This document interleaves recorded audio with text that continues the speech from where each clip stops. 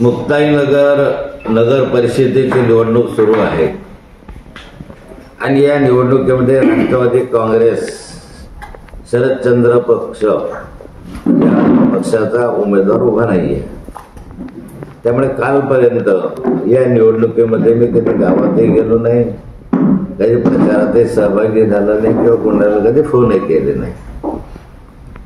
आपला पक्षच उभा नाही तर आपल्याला काय करायचं? ही मूळ लढाई जी आहे ते शिवसेना भाजपची आहे। परंतु परवा दिवशीपासून आमदारांनी सांगितलं की ही लढाई शिवसेना भाजपची नाही आहे, तरी खडसे परिवाराची आहे। आणि खडसे परिवाराची लढाई आहे म्हटल्यानंतर खडसे परिवाराचा एक घटक म्हणून मला या मैदानात उतरणं आता स्वाभाविक आहे। नाहीतर मी आतापर्यंत या निवडणुकीमध्ये कुठेही तुम्हाला दिसलो नाही। पण आता मला वाटतं की राहिलेल्या 3 दिवसामध्ये याच्यामध्ये जसा वेळ मिळेल तसं मी या निवडणुकीमध्ये सहभागी होणार आहे। आपल्या सर्वांच्यासाठी मी एवढ्यासाठी उभं राहिलेलो आहे की मी मागे आमदारांचे अनेक प्रश्न विचारलेले पाहिले, ते आता मी असं समजतो की हे प्रश्न खडसे परिवाराला विचारले की तुम्ही काय केलं। तर मी आमदारांना फक्त प्रश्न विचारणार आहे, त्याचे उत्तर त्यांनी द्यावेत। बाकी तर राजकीय टीकाटिप्पणी फारशी मी करणार नाही। पण मला आमदारांना प्रश्न विचारायचा आहे की तुम्ही नेहमी म्हणता की या विकासासाठी काय केलं आमच्या शहरामध्ये, किंवा रक्षाताईने काय केलं किंवा खडसे परिवाराने काय केलं। मुळामध्ये असं आहे की खडसे परिवार म्हणता तुम्ही, भारतीय जनता पार्टीचा मी शिलेदार होतो आणि आजही राष्ट्रवादी काँग्रेस पक्षाचा आहे। खरं म्हणजे त्या निवडणुका सुरू आहेत, ही नगर परिषदच माझ्या काळात मी निर्माण केली। ही नगर परिषद निर्माण केली नसती तर कदाचित ग्रामपंचायतीच्या निवडणुकांमध्ये सहभागी व्हावं लागलं। काय केलं तर नगर परिषद निर्माण केली। विकासासाठी पैसा मोठ्या प्रमाणावर आम्ही आणला, पण आमदारांनी त्याला प्रत्येक ठिकाणी स्टे आणला। आता या ठिकाणी पाणी पुरवठा योजनेसाठी 32 कोटी रुपयाची योजना आम्ही मंजूर केली। 32 कोटी 14 लाख आम्ही मंजूर केली।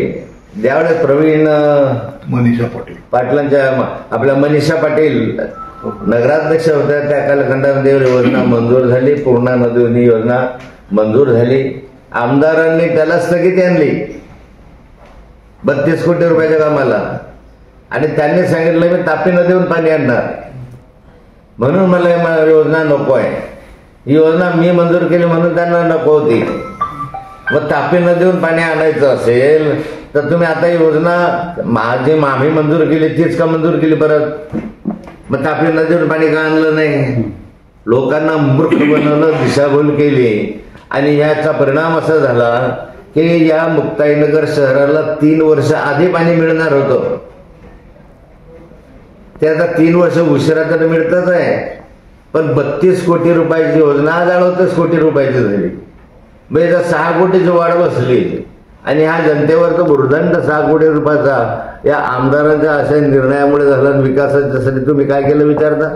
योजना आम्ही आणली, आमच्या काळात आणली, आणि या ठिकाणी पाणी पुरवठ्याच्या योजनेला स्थगिती देण्याचं काय काम? चांगल्या कामाला तुम्ही स्थगिती त्या ठिकाणी दिली। या ठिकाणी दुसरं मला सांगायचं आहे की मूलभूत सुविधा, या मूलभूत सुविधांसाठी 10 कोटी रुपये मंजूर करून आणले, त्याला तुम्ही स्टे का दिला? मग शिंदे साहेबांकडून स्टे का आणला? 10 कोटी रुपयाचे काम आम्ही मंजूर केलेले थांबले या शहरातले। नगरपंचायत बोदवडच्या संदर्भामध्ये आणि मुक्ताईनगरला 5 कोटी रुपये आम्ही त्याच्यामध्ये नागरी सुविधांमधून आणले होते। त्या 5 कोटी रुपयाला आमदारांनी शिंदे सरकार असताना स्थगिती द्यायला लावली। अल्पसंख्याक मुस्लिम मंडळीसाठी, अल्पसंख्याकांसाठी बोदवड आणि मुक्ताईनगरला 1-1 कोटी रुपये शादी हॉलसाठी मंजूर करून आणले। अल्पसंख्याकाचे 1 कोटी रुपये होते, मुस्लिमांचे 1 कोटी रुपये होते, बोदवडला 1 कोटी आणि मुक्ताईनगरला 1 कोटी।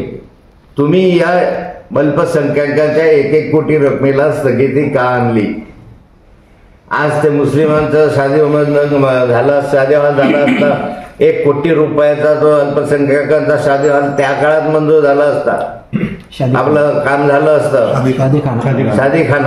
शादीखाना तर शादीखानासाठी 1 कोटी रुपये आणले, ते तुम्ही का केले याचं उत्तर आमदारने दिलं पाहिजे.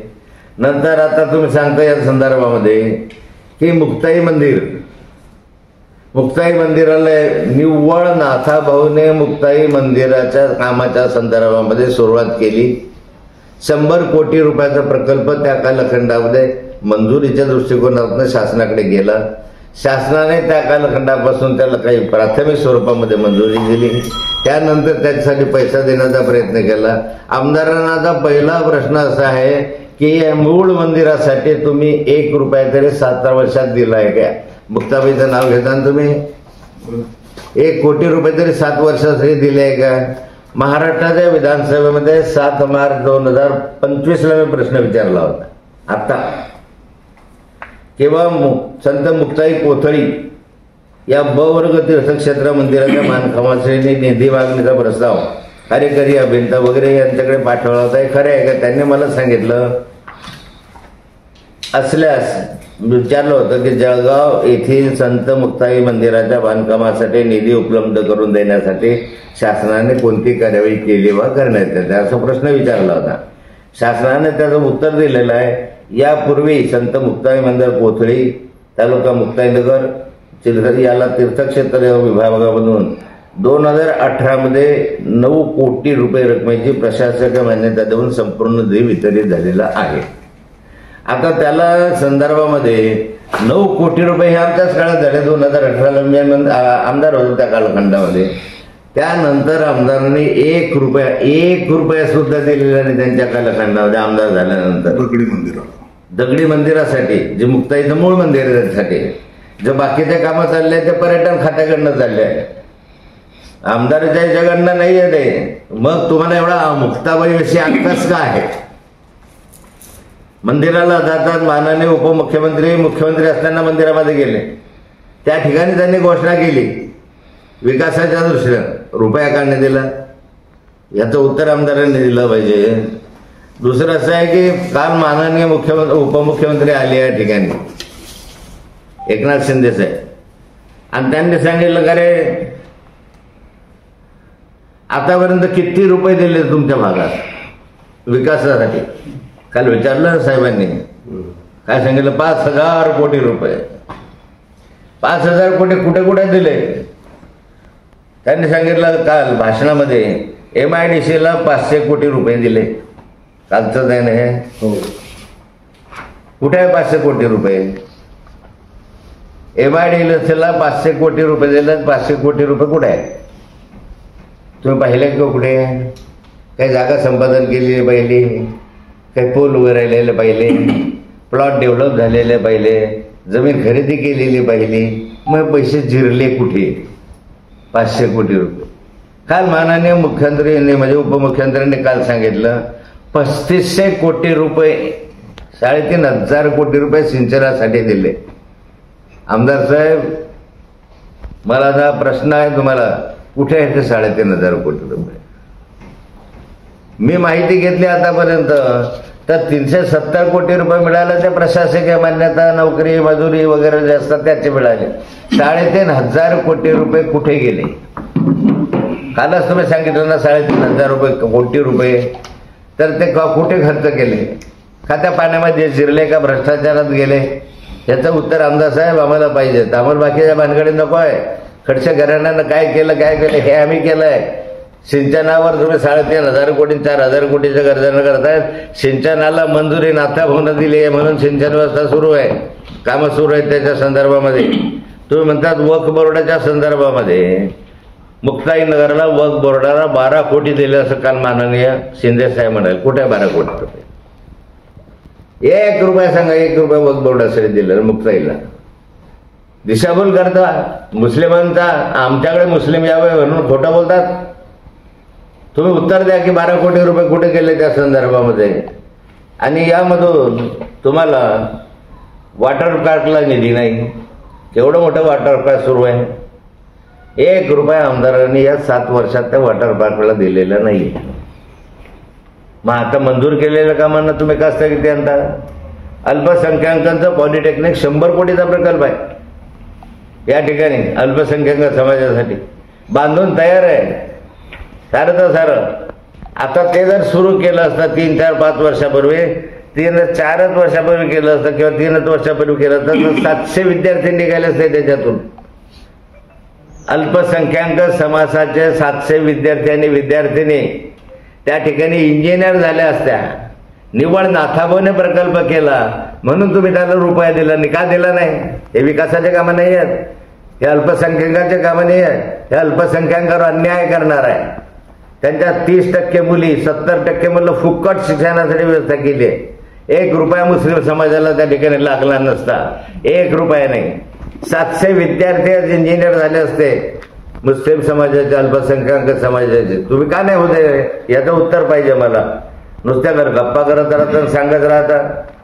मुस्लिम महिलांच्या संदर्भात कृषी महाविद्यालय, आपलं कृषी महाविद्यालयाच्या संदर्भामध्ये मी पाणी पुरवठा योजनेला मंजुरी आणली, म्हणजे पाणी पुरवठा करावा म्हणून प्रस्ताव दिला.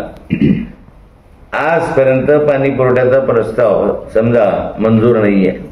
मग का मंजूर नाहीये? ते काय घरचं काम आहे का माझ्या? ऍग्रिकल्चर कॉलेजला पाणी असल्याशिवाय बाकीचं होऊ शकत नाही. आणि त्याच्यासाठी आम्ही पाणी पुरवठा योजनेचा त्या काळात प्रस्तावासाठी पाठवला धरणावरून. का केलं नाही तुम्ही त्या संदर्भामध्ये?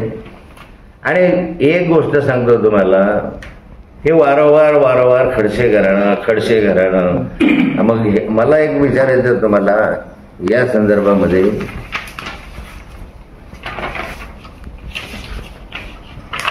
की या शहरामध्ये कुणाची गुंडगिरी आहे? नाथाभाऊच्या. नाथाभाऊचे गुंड 2 नंबरचे धंदे कुणाचे आहे? तुम्ही म्हणता गुंडगिरीवर बोलता आणि आमच्याशी बोलता. याच्या संदर्भामध्ये वाळू माफिया कोण आहे?